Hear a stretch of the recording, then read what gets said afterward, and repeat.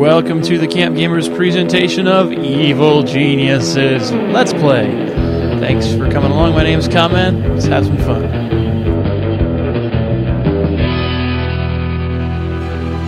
We get to pick our evil genius. There are 3 evil geniuses to choose from in the game Evil Genius. There's Maximilian, who basically helps you research things faster. There's Alexis, who takes minions, makes them more loyal to you. And there is Shan Yu, who helps reduce your heat around the world. My favorite, even though I am neither short nor stubby, is Maximilian. So we'll be playing with Maximilian today. You like Alexis? All right.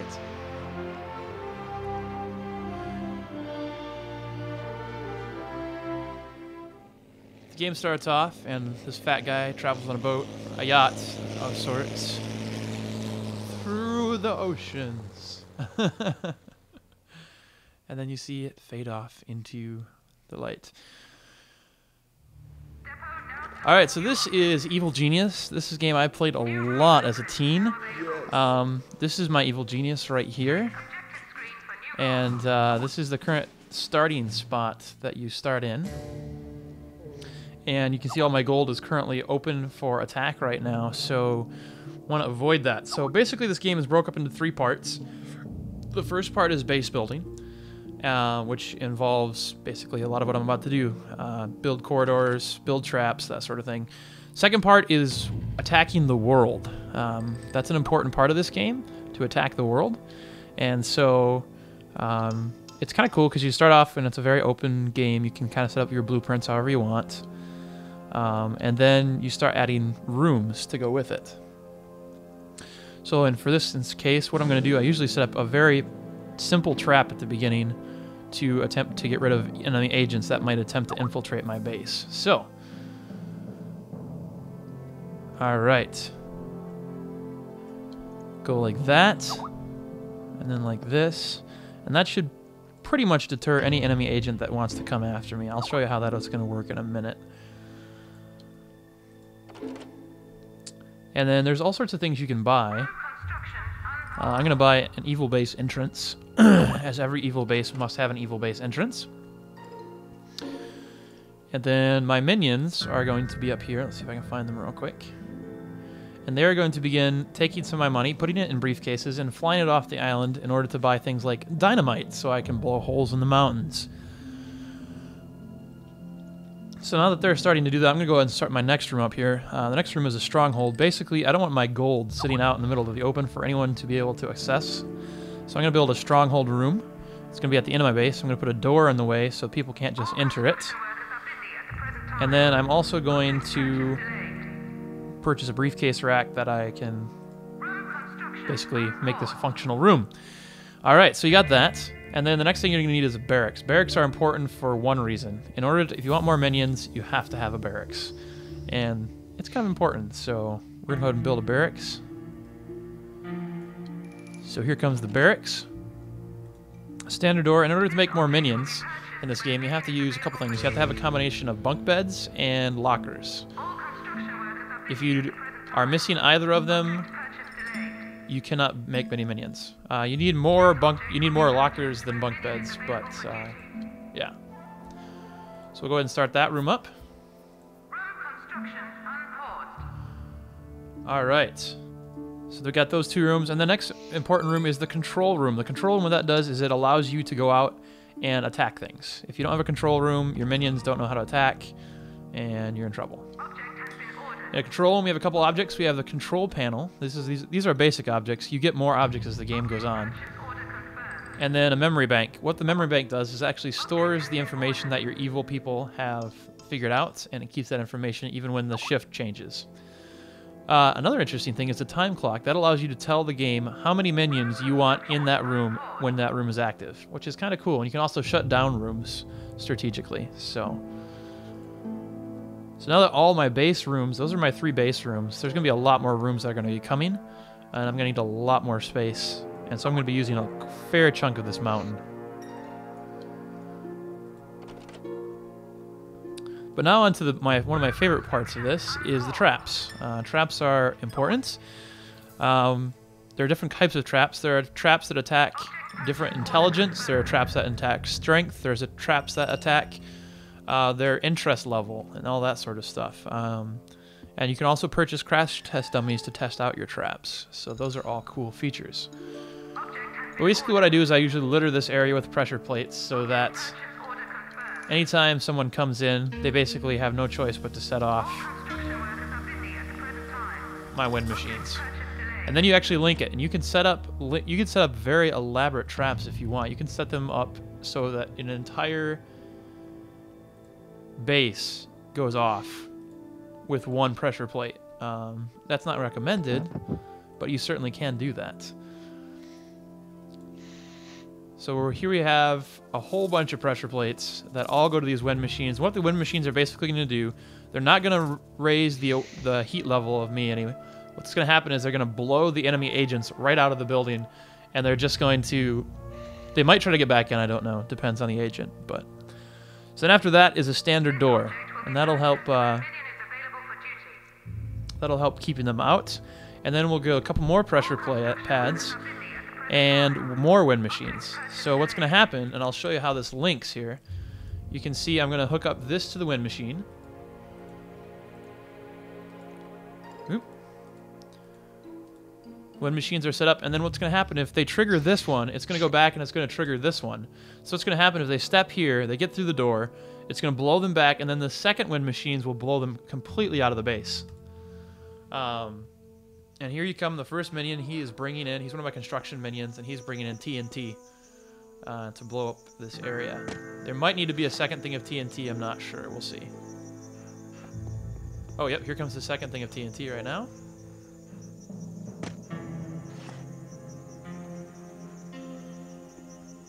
And he's going to blow it up, so here comes the detonator. And in comes my first corridor. Alright, now that the corridor is built, any objects I've ordered, they will start purchasing. So now they're going to start purchasing all these pressure plates and such that I've ordered, which is going to be quite an expensive purchase. So, and of course, here are some of the enemy agents I was discussing. These guys are really lame. Agents. You can see this one, it even says it's feeble investigators. So, yeah, there's that. And eventually I'm going to be able to capture them, interrogate them, whatever I want to do with them, kill them, etc., etc. But what's happening right now is I don't have a lot of people doing my bidding, and that's not good as a minion overlord. So I'm going to actually go into this area here, and I'm going to bring up my number of minions. You can see right now my capacity is 5. Once I get a barracks going, I'll be able to increase the number of minions I have in it. So what I'm going to do in order to make sure that that barracks gets built faster is I'm going to take my evil genius and I'm going to make him go throw a literal temper tantrum. So he's going to go over there and throw a temper tantrum, and then my workers are going to go spend more time on the thing he throws temper tantrums about. So at this point, it's a big wait game, because you're basically waiting for all your minions to do things. So while they're doing that, I'll explain a few other things. On your GUI interface here, we have a couple things. This is your objectives tab. This one right here tells you basically statistics about the game. You've already seen the minion training tab, management. We have the amount of cash I have, the number of minions I have. This is my super minion. He is a ninja, and he can gain experience, and I can actually level up and get better at killing enemy agents. And then over here we have the alert panels, and stand down is the typical default one, and the reason it's typical default is because you actually don't want to ever sit these on alert for too long, because it sounds something like this. And the sound never goes away. This is one of the worst ideas in this game, is that the sound never goes away. Basically at yellow alert, if I have, eventually I'll be able to get weapons caches, and all my minions will arm themselves if I put it on yellow alert. If I switch up to red alert, they will immediately kill any enemy agent they see on sight. So if they see an enemy agent, regardless of if they're armed or not, they will begin attacking that agent. So, The super agents are really powerful, but they also have a limited number of lives, and you can see here's their experience. He has 3 lives, and in each character there is health. There is also loyalty. If their loyalty drops to 0, they will just leave your criminal organization. Smarts, attention, and endurance. If their endurance runs out, they fall over and fall asleep, basically. If their attention runs out or their smarts, they'll just kind of wander around aimlessly. If their loyalty drops down for an enemy agent, which you can actually attack an enemy agent's loyalty, if that happens, they will just walk around your island and leave you alone. So, alright, as you can see, my evil genius is now circumnavigating my traps. And he's about to go throw a temper tantrum, so we'll go take a look at that. Oop, quick save. Alright, here comes the temper tantrum.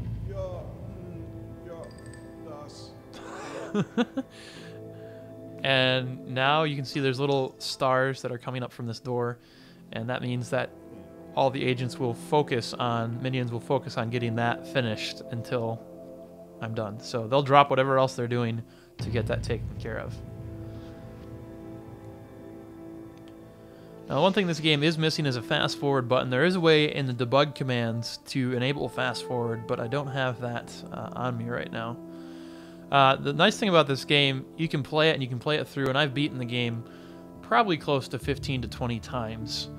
But the nice thing about the game is once you get done playing it the regular way, you can go into debug mode, and basically at that point, once you're in debug mode, you can do whatever you want. You can adjust every single aspect of this game. It is crazy the amount of customization that this game allows you to have. Anything from making your traps one-hit kills to spawning every agent in the game instantly. They call it global madness, which is pretty cool. So that minion is doing nothing.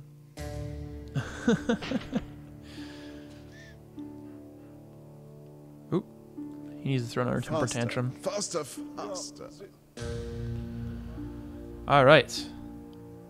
So you can see they're all running over and they're carrying the cash with them. I'm currently not under any threat. When you first begin the game, there's no threat at all. You can basically do whatever you want, tick off whoever you want, and there's no ramifications until you get later into the game. So that's kind of a nice feature they put in there as a little buffer zone. Basically, you have to complete the first 3 objectives before anything bad will happen to you.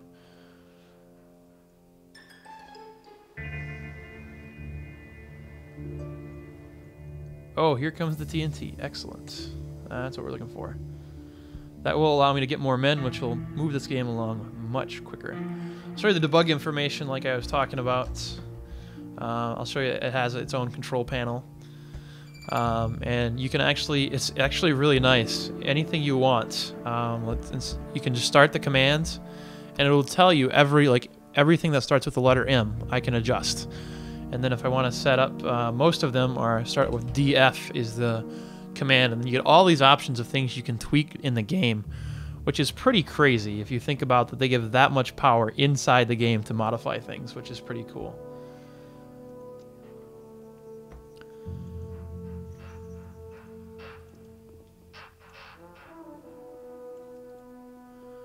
Oh, where is he going with that?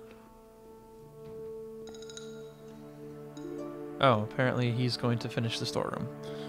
Okay. Not what I asked for, but alright. Dumb minions. So anyways, to speed this Let's Play up, we're going to go ahead and set max population to, say, 100. So now I can come up here and you can see my capacity is increased. And we'll just speed up the minions here. So now I have ordered 20 minions. Every 60 seconds, they will pop out. You can increase it. You can pay for more minions to get them to come quicker. But, yeah. And this is a spoof of a majority of spy games out there. There are several super agents that will come in and try to attack me that have quote-unquote real-world counterparts, as you may say. that are rather amusing, and the way you have to defeat them is also rather amusing.